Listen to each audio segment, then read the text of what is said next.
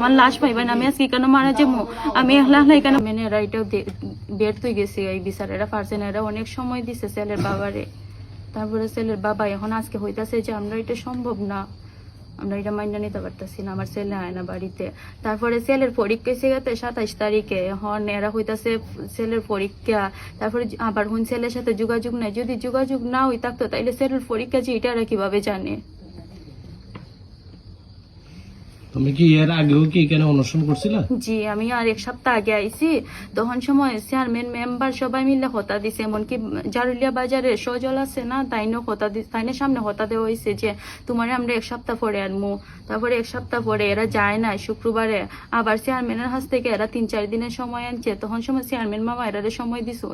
এখন আজকে চেয়ারম্যান মামার হাতে এরা ফোন দিয়ে হইতাছে যে আমরা এটা পারতাছি না আমার ছেলে আয় না আবার এখন আজকে আমি এরা বাড়িতে আইছি এখন হইন যে আমার ছেলের সাথে যোগাযোগ নাই আবার হইন যে ছেলের নাকি পরীক্ষা চেয়ারম্যানও হইন তোমার ছেলে যদি নাই তা পারে তাইলে আমরা ডাহা যাই ডাহা গিয়ে আমরা বিয়া দেওয়া দিমু এখন এটা তো মানুষ না তারপর হইন তাইলে আমরা ভিডিও কলে বিয়া দেই এটা তো এরা রাজি হয় না এরা বাড়িতে কয়টার দিকে আসছে? আমি 4টার সময় আসছি এখন তো বেশ রাইতে গেছে জি এখন আমি পর্যন্ত কি তারা বাইরে না বাইরে এরা আমারে দেখছে এরা বউ অনেকবার এখানের মাঝে আইসা ঘরের মাঝে গেছে তারপর আমারে দরজা খুলে দিছে না এরা আঘাত টাঘাত করছে কিনা জি আঘাত প্রথম দিনের বই না আমার সাথে আমার আঘাত করছে আজকে এরা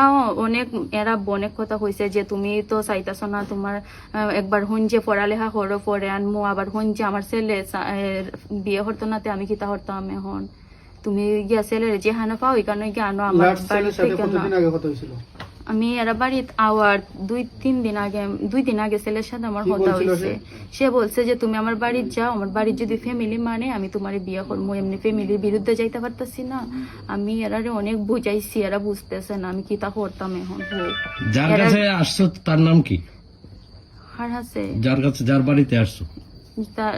নাম হইছে ইমন আমি ইমন রে খুঁজে আইছি ইমনই আমারে ফাটাইছে বলছে তুমি আমার বাড়িতে যাও এখানে মূলত তোমার আসার মূল উদ্দেশ্যটা কি মানে কি কারণে আসছো? আমি চাই আমার সাথে ওর বিয়ে হইতো সে আমারে ফাটাইছে কইছে তুমি আমরা বাড়িতে যাও যেমনে পারুন মানে কয়দিন পরে দিক না আবার রাজি হয়ে যাইবা গা এখন যদি রাজি না হই একটু তোমার গালাগালি হরবা তুমি সহ্য হইরা নিও এগুলা বলছে ফোনে আমারে। আচ্ছা কোন শীতের মধ্যে যেহেতু তুমি একজনের বাড়িতে আসলে বিয়ের দাবিতে অনুষ্ঠান করতেছো জি একেবারে তার নাম মৌসুমে যেহেতু তোমার হাতে যে বোতলটা এটা কি আসলে বোতলটা কি? এটার মাঝে পানি আছে আর আমার হাতের মাঝে ওষুধ আছে আমি এটা আজকে মিশাইয়া হইতে আমি জীবন মৃত্যু নিয়ে আইছি কারণ আমার মান সম্মান গেছি গা আমার এলাকার চেয়ারম্যান মেম্বার আছে না এরা বের তুই গেছি গা বুঝাই এরা পারছেন আমার চেয়ারম্যান রে এরা দাম হয়ে দিয়েছেন আমার ইমনের আব্বু এরা। ইমনের আব্বুর নাম কি? আব্দুল মালিক। আব্দুল মালিক জি আচ্ছা তাহলে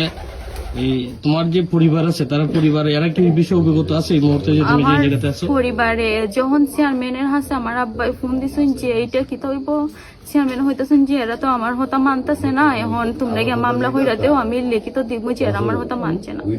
তখন সময় আমি হতা শূন্য আমি ঘরের পিছনের দরজায় আমি ফালাই আইছি বোরকা টুরকা রাস্তাটাই পইরা আইছি আমার ফ্যামিলি জানে না পরে আমার ফ্যামিলি অনেক কুস্তা আছে তারপরে এরা ভাবছে যে আমি নাকি মারাই গেছি অনেক পুরা কেতাই গেছি আমার এলাকাত তারপরে আমি কল দেখছি যে আমি এরা বাড়িতে আইছি আজকে হয়তো আমি এখানে মারা যাই মন এই তো আর কোনো রাস্তা নাই। আচ্ছা ইমনের সাথে যেহেতু তোমার যখন সম্পর্ক তখন মানে আমার জীবনটা একবার ধ্বংস হয়ে লাইছে। আচ্ছা ইমনের বিয়ের প্রতিশ্রুতি দিছিল এটাই? হ্যাঁ আমার বিয়ের প্রতিশ্রুতি দিয়ে আমার সাথে আমি তখন আমার আবেগের বয়স আসলো তখন সময় আমি অনেক কম বয়সী আসলাম 2018 থেকে তার সাথে আমার রিলেশন